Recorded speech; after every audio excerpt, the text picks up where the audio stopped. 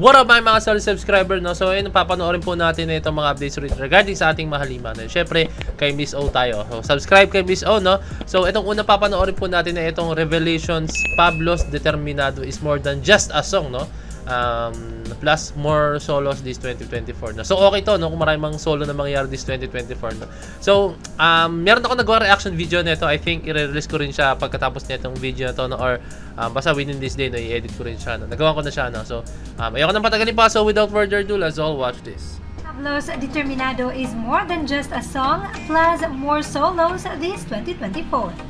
Determinado, walang makakapigil, determinado, aking sentido.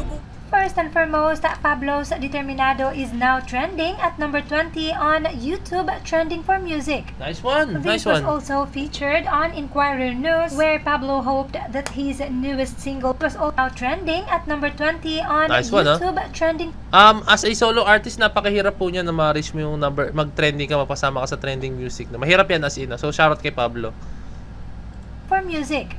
This was also featured on Inquirer News, where Pablo hoped that his newest single would serve as a reminder to confront fears and find the strength to move forward. Doon pa lang sa title niya, Determinado, no? So, ang sinabi ni Pablo is, would serve as a reminder to confront fears. So, kumbaga, harapin natin yung ating mga takot, no? Dapat maging determinado tayo sa mga ginagawa natin, no? Like, kung may doubts tayo, gawin lang natin as long as gusto pa rin naman niya, no? And find the strength to move forward, no? So, ayun nga, kasi kung halimbawang may time na, kunyari, may obstacle na dumating sa atin, no? Pag hinayaan po natin na matabunan tayo ng obstacle na yon, like magpadala tayo, like hindi natin tuloy kasi nahihirapan tayo, no? And wala mangyayari po sa atin, no? Tulad nga sinabi ni Pablo, no? Find the strength to move forward, no? Kailangan natin hanapin yung ating strength, or kumbaga kailangan nating maging malakas. Yun ang ibig sabihin nito. Kailangan natin maging malakas mag-move forward, no? Kasi hindi natin alam kung ano mangyayari kung itutuloy natin siya, no? Alam nating mahirap yung process, alam nating hindi siya ganun kadali, pero as long as alam mo yun, alam mo naman yung ginagawa mo, no? Huwag kang matakot. Kailangan maging matapang ka kasi alam mo, parang pag may na-visualize ka sa isang bagay, wag na wag mo po itong ititigil, no? Pag tinigil mo to, hindi mo na siya visualize, and wala, sayang yung na-visualize mo, no? So ayun yung pinaparating ni Pablo dito ng ating pinuno, no? Syempre, nanggaling siya syempre sa SB19, no? And he's a member of SB19, no? And alam naman natin yung pinaghirapan ng SB19, no? Nung inangat nila, no? Dumating sa point na nag-mall show sila, tapos dumating sa point na wala halos nanonood, no? Tapos pinipilit nila, and may mga bashers sila, no? So ayun, itong para sa akin sinabi ni Pablo is maging determinado tayo, no? Alam ko nakakatakot na mabash ng mga tao, alam kong parang ang sakit sa puso nun as in, no? Pero kailangan kung may gusto tayo, maging determinado tayo and ituloy natin. Dahil sila, naging determinado sila. Tiyan nyo kung anong nangyari ngayon sa SB19, di ba? So ayun lang yung para sa akin yung pinaka meaning nung kata talaga as in, no? Regarding ito, sinabi sa sa Inquirer. This song definitely shows a different side to Pablo as someone who finds moments of vulnerability and strength in the face of chaos. At heto pa, alam nyo bang ang Determinado ay hindi lang basta-bastang kanta ni Pablo? That's because Determinado brought 1 million pesos, or specifically $20,000 to Pablo, as this was his winning piece that won him the Juki Music Awards, an online international contest with a judging panel consisting of big-time musicians from all over the world, including our very own Christian Bautista. Wow! This was his winning piece that won him the Juki Music Awards, an online international contest with a judging panel consisting of big-time musicians from all over the world, including our very own Christian Bautista. Yes, Pablo's Determinado is not just a song, it's a proof of his genius mind. Wow! The winner of this season of the Juki Music Awards is Pablo. Congratulations! Wow, Pablo! Congratulations! And the $20,000 goes to Pablo. Or $20,000. Come on, bro. So para sa akin, hindi naman yun yung ano lang yung pinaka-price yung paglalabanan nyo ron, no? Alam mo yun, yung pride mo, and then yung hard work mo talaga as in. So bonus na yung cash prize na yan, no? Pero para sa akin, isa yung ang pinaka-trophy mo dyan is yung ma-appreciate ng mga tao yung ginagawa mo, no? Which is yung nakita ng mga tao, no? And shoutout kay Pablo. Ang galing, no? talagang dina-dominate ng SB19, every SB19 member yung mga yung mga platforms, no. Grabe, ang galing ni Pablo. Hindi ko alam to, na may ganito natanggap yung Determinado na award, as in. So, shoutout sa Determinado. Talagang napakagaling talaga ni Pablo. Yung utak niya, sobrang out of this world, no. Grabe.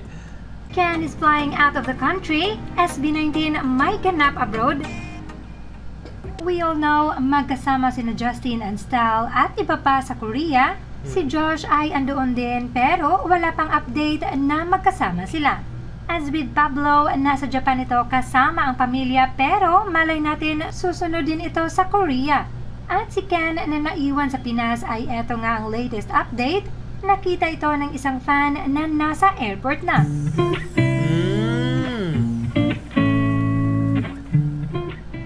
At eto pa, mapapaisip ka talaga dahil may mga onesie staffs silang kasama. But mind you guys, wala pang confirmation kung may project nga sila. Pero di na nakapagtataka kung meron nga dahil they really made an impact with the Asia Artist Awards event. And also, natural talaga sa Mahalima na walang advance announcement, masusurprise ka na lang. So, let's wait for more updates. Let's go, no? So, hayaan na sila kung anong balak nila. Mamaya naman i-pressure na sila. No? Malay mo, vacation lang or baka may interview or what or kung ano man performance or live performance na. Pero, I think sobrang, kasi parang titago nila baka this is something big, no? Hindi na alam na, let's go. Pero syempre, alam niyo naman na-appreciate na ibang bansa yung mga ginagawa ng SB19, na-appreciate nila yung mga ginagawa ng ating Mahalima, no? So, hindi na malabo na in-invite sila sa ibang bansa para mag-perform or kung ano man, no? Pero, isipin niyo, no? Halos magkakasabay sila. Hindi na magkakasabay, pero yung pinuntahan nila, tapos may airport pa, no? So, para siguro si Ken sinasabi na, shit, nahuli ako. Parang ganoon na. Pero, ayun lang. Nakakatuwa lang na may kita na ng SB19 na gumagawa ulit ng hakbang. Kaya, syempre, may time na nagpapahinga sila. No? Pero, pahinga lang. Wala naman sa magpahinga. No? Pero, tuloy-tuloy lang ating Mahalima. No? So, nakakatuwa lang. Kasi, syempre, si Stel po, wala siya ng Predator, no? Yung Predator's Link, no? Wala siya nun. No? Pero, baka ito hindi na alam, baka makita ulit na sila mag-perform together with Stel, no? So, ang sarap lang panoorin nun pag nakita po na si Stel na mag-perform together with Josh, Pablo, Ken, or Philip, and Ja, no? So, nakaka-miss. Aminin natin, kahit ako na-miss ko talaga si Stel nung wala siya ng Predators League, no? Sobrang na-miss ko siya that time, and parang may kulang talaga, as in may kulang, no? And medyo nahirapan sila, nagkaroon pa ng technical difficulties no? Si Ja, no? Grabe yung sa mic niya, no? Hindi mo talaga inaasahan nyo na talagang accident may happen anytime talaga. Kaya nga aksidente, no? And ayun lang. Kaya sana sa susunod is para maging lesson yun sa mga technical guys or technical staffs, no? Kailangan maging lesson yun kasi talagang hindi pwede mangyari na yung mga ganung bagay, no? So, parang magsasuffer dun is yung performer, no? As in, sila ang magsasuffer dun, hindi magsasuffer dun yung although na magsasuffer din yung technicals doon, madadakdakan sila ng mga boss nila, pero mas magsasuffer doon ng ating mga artists, no? Kasi syempre sila yung nakaharap sa tao, sila yung nakaharap sa camera, no? Like hindi naman kita yung mga nasa technicals, no? So sila yung nakikita like ano nangyari, di ba? Pwede silang mabash even though na wala silang kasalanan, no? So ayun lang, sana mabago na yung gano'n as in, no? And ayun lang guys, kung may request pa kalikon below yung message ako sa Facebook page na Point to Pen. So this is Point to Pen signing out. Peace, Lord G.